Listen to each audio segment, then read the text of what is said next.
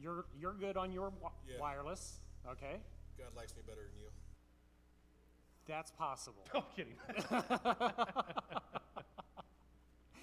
So what we're going to be doing is a different kind of sermon series.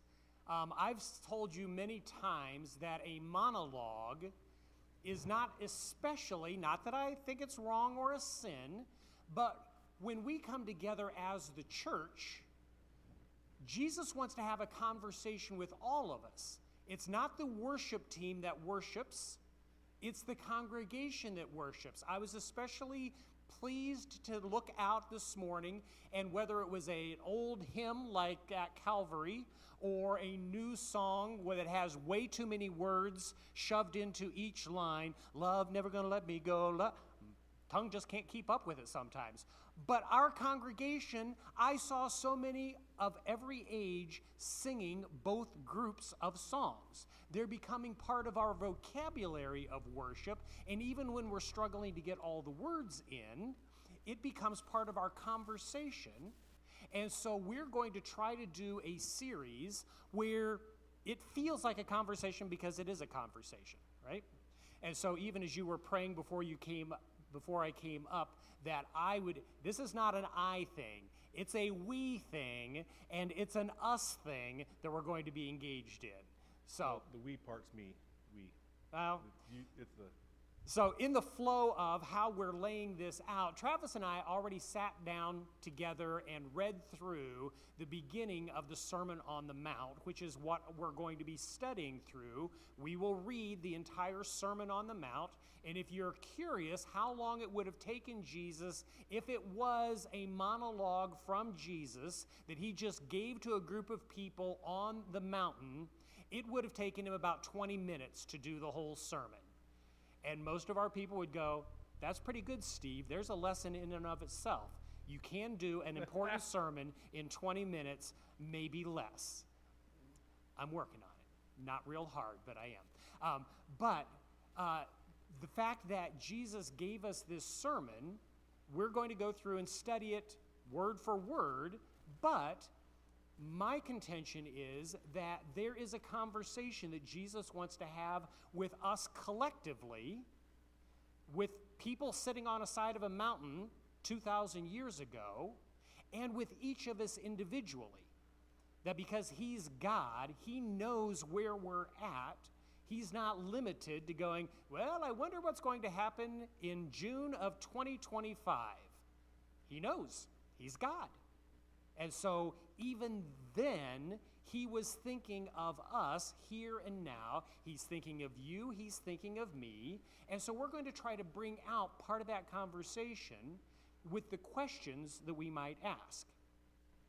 Now, the original crowd, back when Jesus gave the Sermon on the Mount, he would have been, let's move this way. I know the way I framed the camera should have about the middle I here. like to hide. Oh, yeah, I noticed that. Even from the camera, you're hiding behind that, and the light bar is hitting right where your mouth is, but it was weird. People appreciate that. So, the original people that Jesus spoke to, there was a situation going on, and we talked last time that we were together about how two of the major themes that Jesus comes back to over and over is the heavenly kingdom and God, our Heavenly Father. Relating to God on a personal level is part of the overall theme. But this issue of the crowd, who Jesus was speaking to, they would have had their questions as well.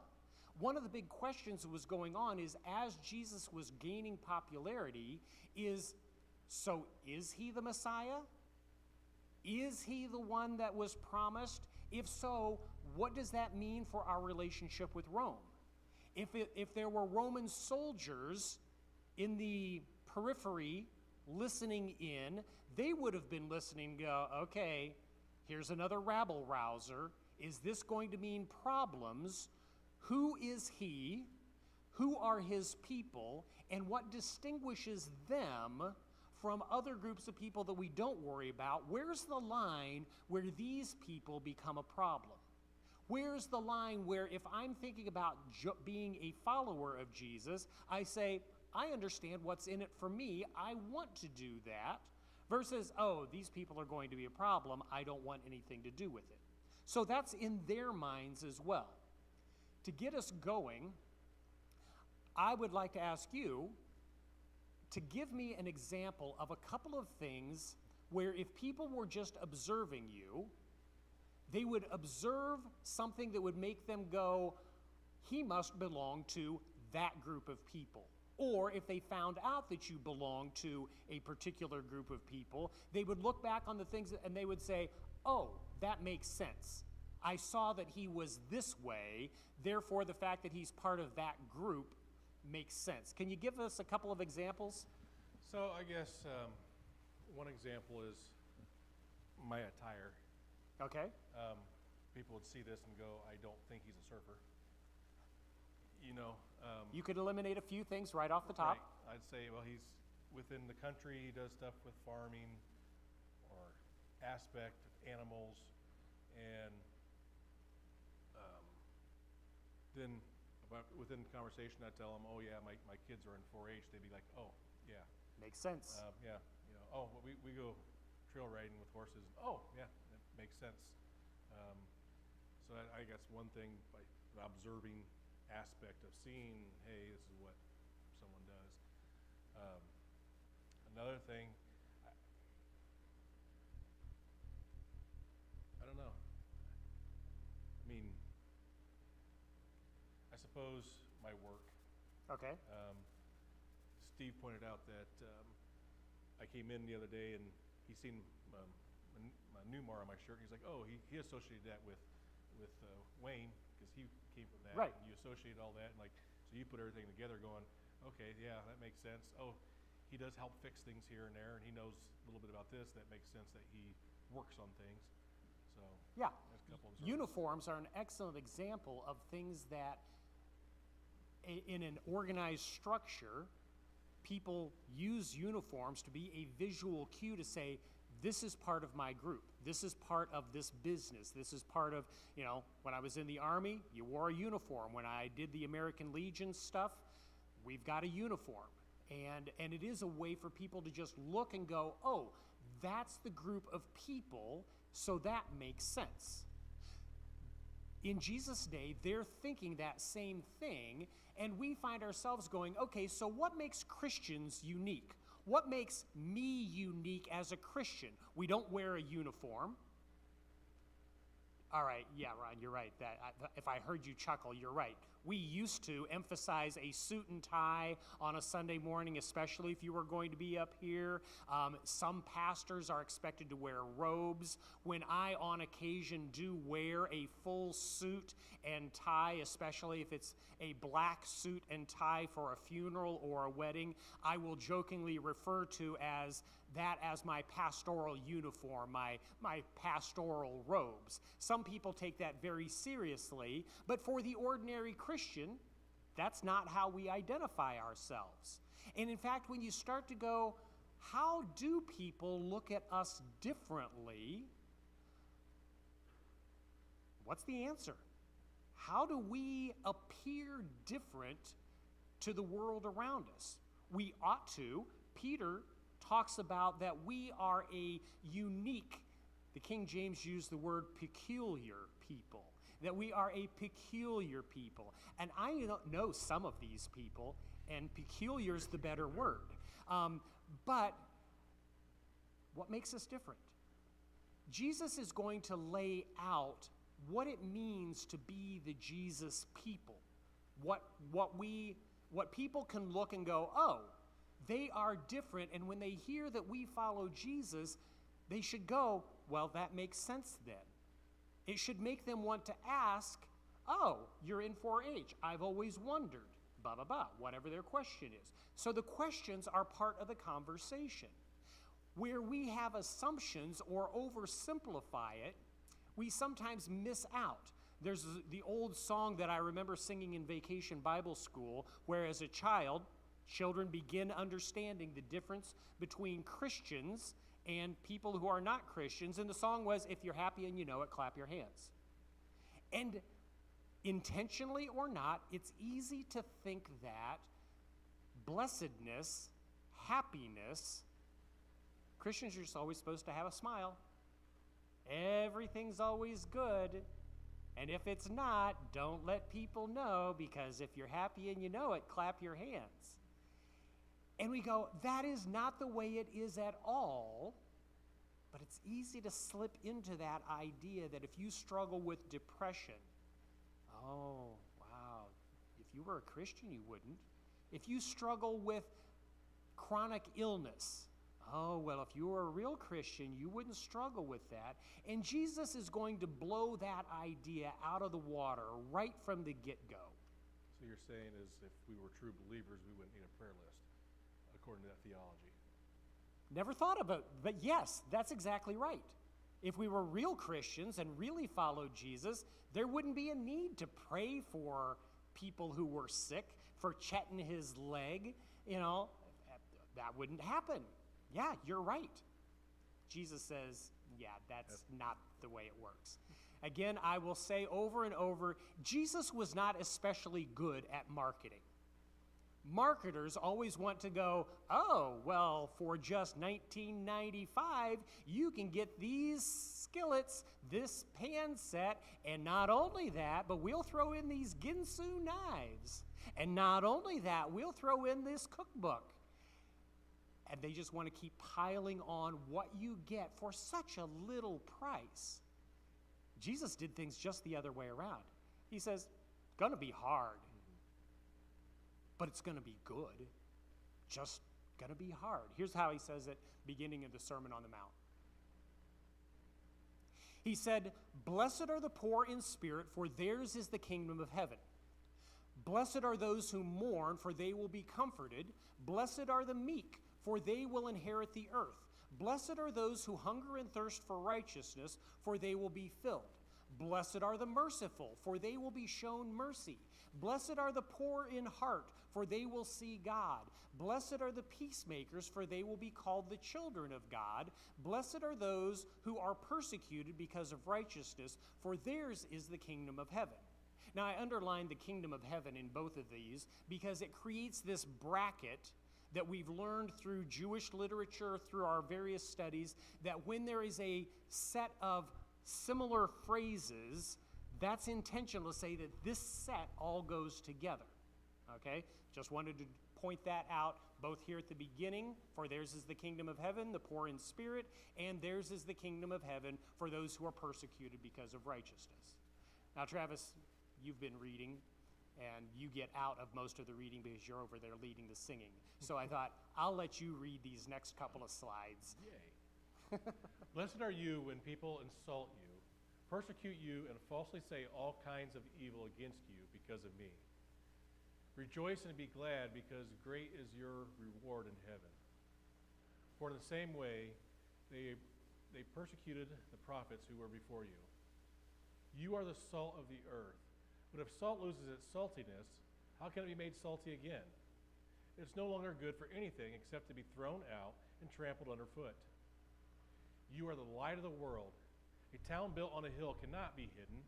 Neither do people light a lamp and put it under a bowl.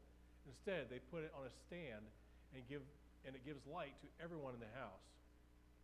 In the same way, let your light shine before others, that they may see your good deeds and glorify your Father in heaven." Good, thanks. So the three questions that we kind of worked down and talked about, I've since been doing some background and studying on how I would answer those, and I changed one, and what I thought was your best question, I don't even have up here because it fits under one of the others. And it was the first question you had just out of the gate, and it's like, that is a genius question, but we've got to lay some groundwork before we get to it.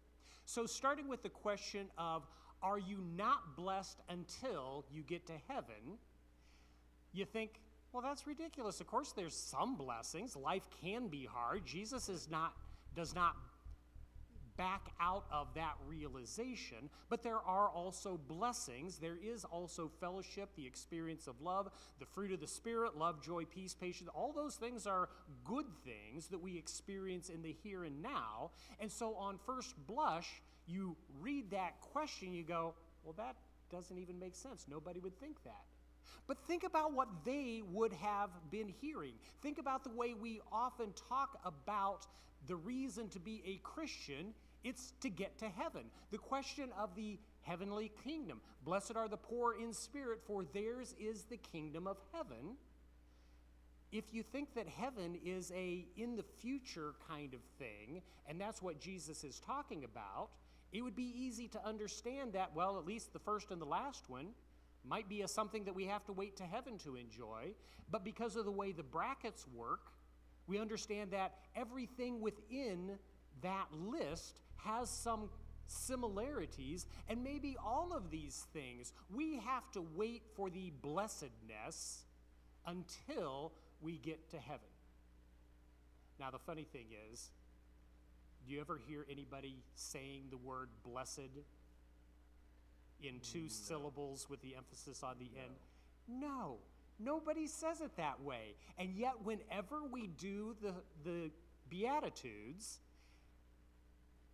everybody who's been around Christians for long quickly learns that the right way to say it is in two syllables, emphasis on the last.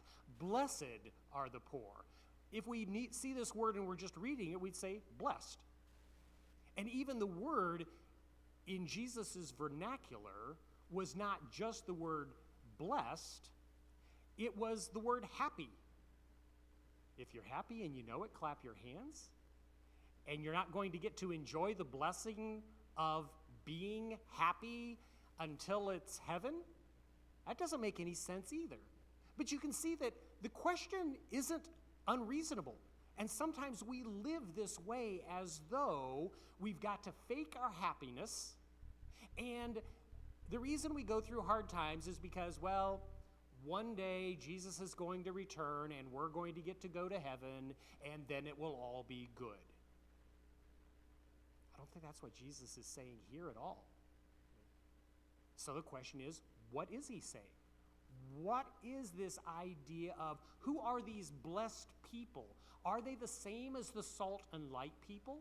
How does that work? The whole idea of the blessed people are those who are going through tough times. That when does being a peacemaker matter? Many different occasions, I'd say. Okay. One, I think being a peacemaker at home, especially so your children can see what a peacemaker can be. Because there's many times, and all married people will agree, that there's times that you don't want to be a peacemaker with your spouse. Preach, brother, preach. There's times in around, at work or in that sometimes it's the little things that doesn't matter that where you gotta step back and be a peacemaker. Okay. But I believe too that there's times that you don't be the peacemaker when they're not occurring peace with you, that you have to stand up and not have peace no more. Right. So with being a peacemaker, it's fair to say that the only time it really matters, or you're going to set the right example for your children, is when the environment is full of conflict. Right. It's the conflict that makes peacemaking matter. Blessed are the merciful. When does being merciful matter? When someone's attacking you. Yeah. When you are unfairly being attacked, accused, and they then turn around and want your help. Ah, that stinks. Yeah, some people see that as a doormat. Yes. And so if you were to go through each of these Beatitudes, you would find that it's in the storm, it's in the darkness, it's in the conflict, it's in the difficulty that these things matter most. And Jesus is saying not just happy people respond well to these things, but he says, my people need something more than happiness. They need a tenacious, good disposition. I like that. better than just a simple happiness or the double syllable blessedness, that the Jesus people exhibit a tenacious good disposition even when things are hard. So for us who are low vocabulary, what's tenacious? Oh, nice. Stick-to-itiveness, grittiness, the idea, it's similar to stubbornness. Well, I'm going to have a good attitude whether you like it or not. But there is that edge of going, other people would buckle, but because I belong to Jesus, I will be merciful. Other people would fight. Because I belong to Jesus, I will turn the other cheek. Because other people would be proud and arrogant, I will be pure in heart because I belong to Jesus. And so the tenacity, not to do the expected thing, but to do the Jesus thing, is not easy, and that's what tenacity is all about. It's kind of like stubbornness, but it's not about me. I can be a stubborn man. I can keep working when I ought to take a break. I can just keep at things because I like to work, because I like to get my way. I like things to be a particular way, and if I don't do it, I can't trust anybody else to do it the right way. That's just me being arrogant and stubborn. That's not godly. Me being tenacious is about Jesus, is about our community. And so that tenacity is very important, and maintaining a good disposition in the face of the hard things is what the Jesus people, that is their distinguishing characteristic. The kingdom of heaven isn't about a in the sky by and by. It's about a here and now reality that Jesus, when asked whether he was a king, his only reply was, "You are right, I am a king, but my kingdom is not of this world." The heavenly kingdom is the spirit realm that is all around us all the time, and all of those who are aligned with God, who is a spirit, our heavenly Father, who bow the knee before Jesus, who is the Messiah, who is the King, but not a kingdom of this earth. We are part of the heavenly kingdom. We are citizens of that heavenly kingdom. And so that's how the idea of the blessedness, the tenacious good disposition, is shown in the storms, in the hard times. You know, this news, I've been praying for Chet and his bum leg for years now. And to find out that they finally got a line on what it is in the way of a bacterial infection is good news. They know what it is. Bad news, he might lose his leg before it's better. Does the Jesus identity matter to Chet? Absolutely. The tenacious good disposition is what allows him to make a joke about his wife's treatment of him, in spite of the fact that he's probably very worried about what's going to happen with his leg. That is that tenacious good disposition that is a distinctive of those who are actively part of the kingdom of heaven. Yeah, I think I hit all the points on that. Any thoughts, questions on how that works out for us in normal life? So it's almost a choice. So even though salvation is grace and we don't have it, ain't nothing we can do to earn that, but the choices we make in the to be blessed is our attitude of being in the heavenly realm where we're at and being set apart from everybody else with a different attitude of the things that attack us. Right. Yeah, there is this tension between the sovereignty of God and the free will of man. Yes, God is in control of all of our hard days, and he is absolutely in control. But yes, we have choices that we have to make, and other people will be able to see Jesus in us when we make those choices according to this list and many other things that would qualify as the storms of life, the difficulties that we face, the darkness around us, the things that would want to destroy us. We have a choice all the time in how we're going to respond. And I think that sets up where we can move from the idea of the Beatitudes. And your question was, are the blessed people of the Beatitudes the same as the salt and light people of the analogy of you are the salt of the earth, you are the light, a light that gets put on a hill? And so the Beatitude is how we're supposed to look to others. The salt and light illustration, yes, the simple answer is, if we just wanted one word, yes, it's the same people. But in the salt and light analogy, it's telling us why God made things this way in his sovereign will. Because in his kingdom, there are the people who are aligned with him by choice, but there are also rebels in the spiritual realm. There are rebels to the kingdom. There are people who ignorantly resist God, turn their back on Jesus, and we need to be a different kind of people so that we are the light. We are the salt. And God has a purpose in putting us in this position, because if you knew that by being uniquely for Jesus, people were going to make your life more miserable and hard, what would your natural reaction be?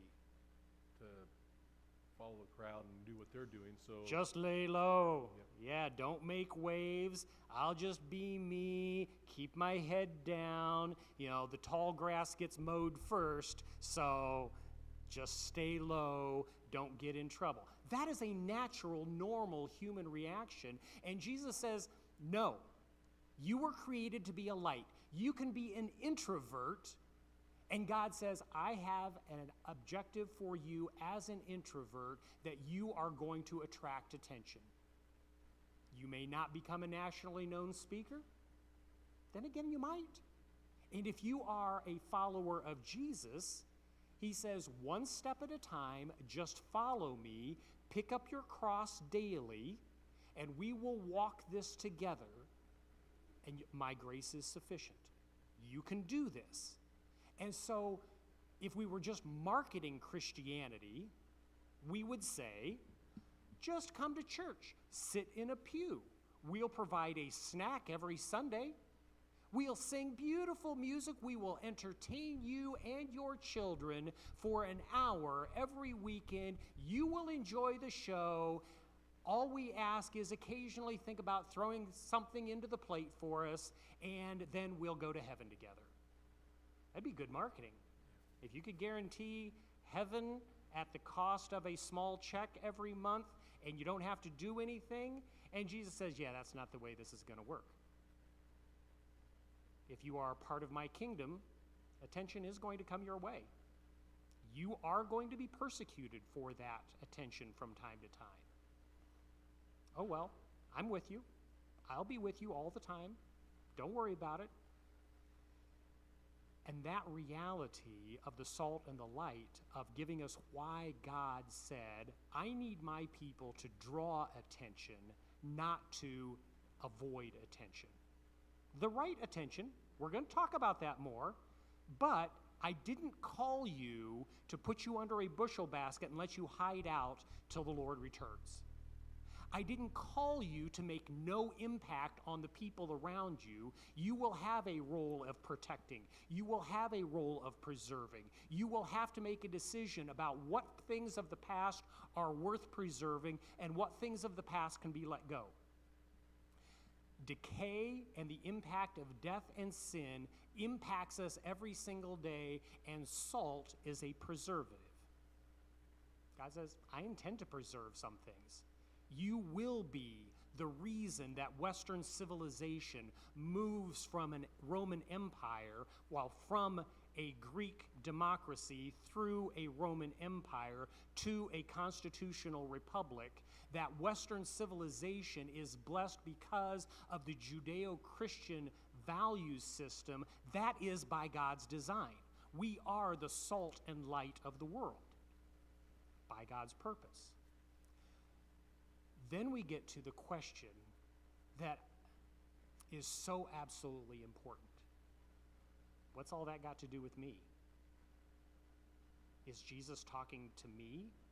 Who was Jesus talking to, and am I part of that crowd? The idea of good hermeneutics, there's another 25-cent word for you. Do you know what hermeneutics means? No. It's a dumb college word, completely unnecessary if you know how to say Bible study principles. You go, oh, okay. So there are just rules of thumb that when you're studying the Bible, you should be aware of those rules of thumb. One of the simple ones is being aware of who the original audience is. If you are talking to your wife and you say, what should I get for you when I run to town? You ask a question. She begins to rattle off a list of things, and then Jessica butts her nose in and says, oh, and I need you to get this, and I need you to get that, and I need you to get that. You might easily and appropriately respond, hon, I love you, but I wasn't talking to you. I'm talking to your mother, and this is a conversation between the two of us, an A-B conversation, so see your way out of it. That is a good hermeneutic principle when it comes to this question of who is Jesus talking to. He began talking to a crowd, but because of the crowd, he goes up on a mountain. And then it says that his disciples followed him up on a mountain. But the word disciple just means follower. And so are we talking about the 12? Are we talking about the crowd who followed him up on the mountain? Are there Gentiles in this crowd? In the end, I don't think it matters. Because in all of that, he is also talking to your family. He is also talking to our congregation. He is also talking to you as an individual. He's also talking to me as an individual. And so it's not in this situation, what does it matter who he's talking to? It matters, what am I hearing? How's that conversation going on with me? What are the questions that come to me out of what he has said? That's very important. The question that you asked that right at the beginning that I thought was such a brilliant question is, why didn't Jesus elaborate?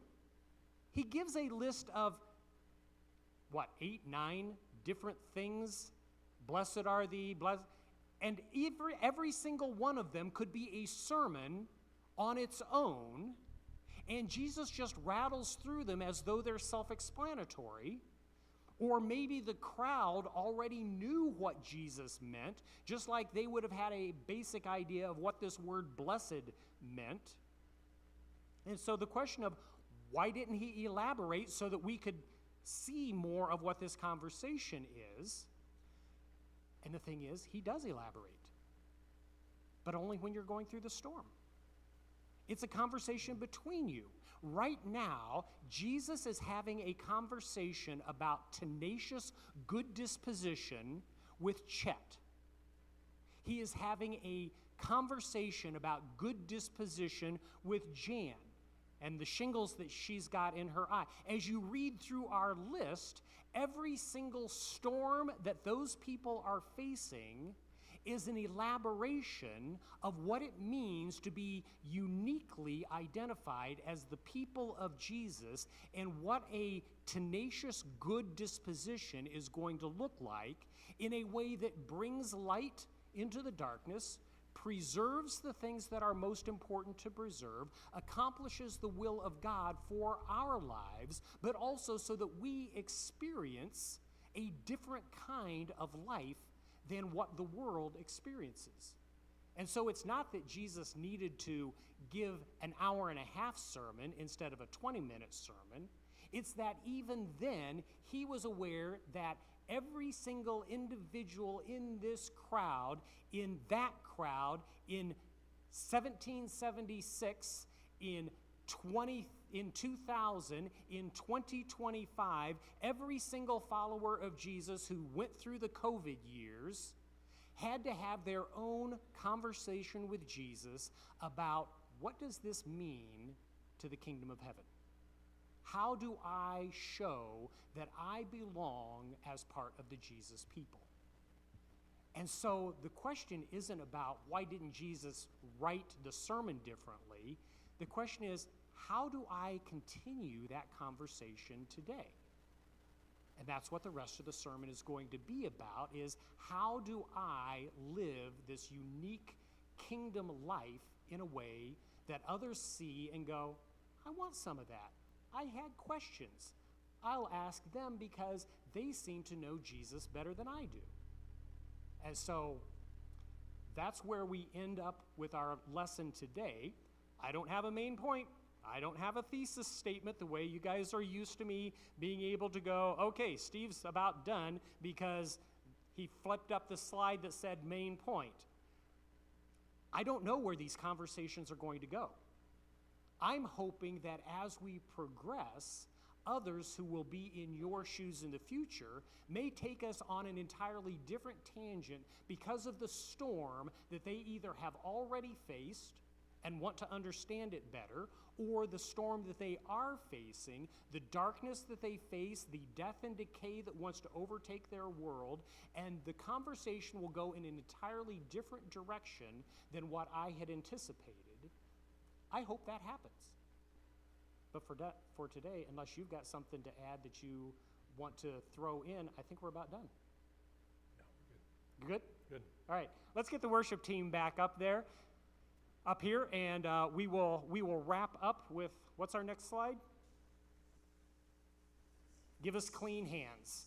And so again, the objective of this, if you need to come forward, if you go, man, I am not doing what Jesus wants me to be the salt and the light, and here is the area that I struggle. If you want prayer, if you want to get baptized, if you want to do something to cement your decision right now, this is the time to do it.